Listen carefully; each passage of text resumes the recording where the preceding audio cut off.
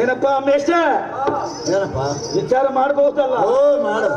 ಮಾತಾಡ್ ನೋಡಿ, ನಂಗ ಒಂದು ಪತ್ರ ಕೊಡ್ತಾರೆ. ಅಂತ ಬಂದರೆ ಸ್ವಾಮಿ. ಏನಪ್ಪ ಅಡಿಕೆ ತೋಟದಾಗೆ ಬಾಳೆ ತೋಟದಾಗ ಕದ್ದು ಕಳ್ತಂದಾಗೆ ನೇತ್ ಬಂದು ಓರಿ ಆಗೈತಿದು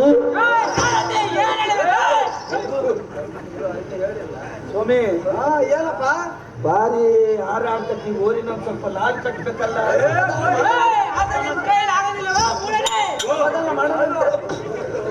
ನೋಡೋಣ ಇವ್ರು ವಾಕ್ ಚಾತುರ್ಯ ಹಂಗೆತ್ತಂತ ಸ್ವಲ್ಪ ಇಂತ ಬಂದರೆ ಸ್ವಾಮಿ.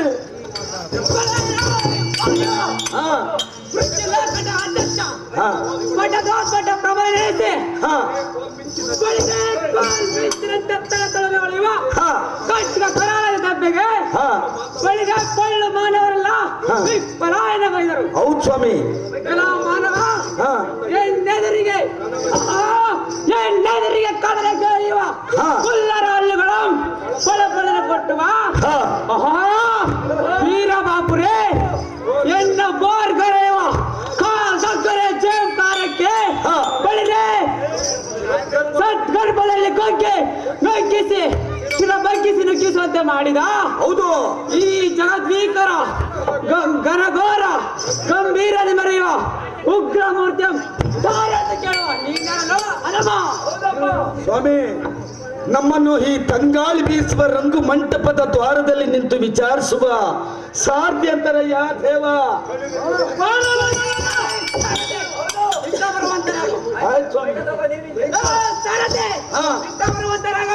ಆಯ್ತು, ಬೆಳಿಗ್ಗೆ ಸಂಬಳ ಕೊಟ್ಟಾಗ ಮಾತಾಡತ್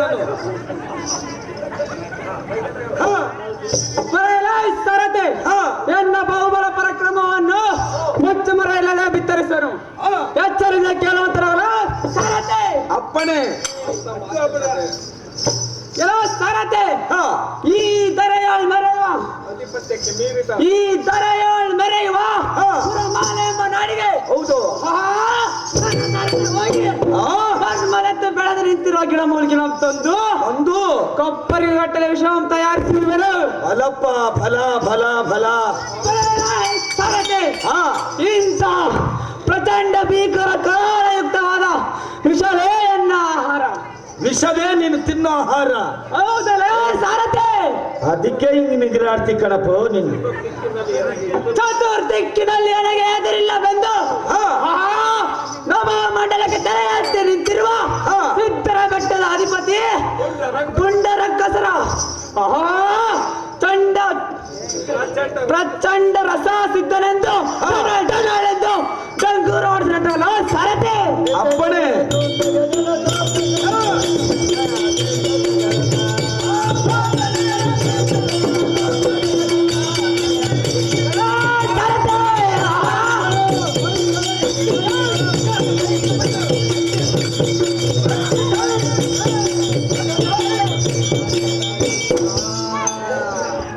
ಪ್ರಚಂಡ ರಸಸಿದ್ಧ ಎಂಬುದು ಸರ್ವರಿಗೂ ಗೋಚರವಾಯಿತು.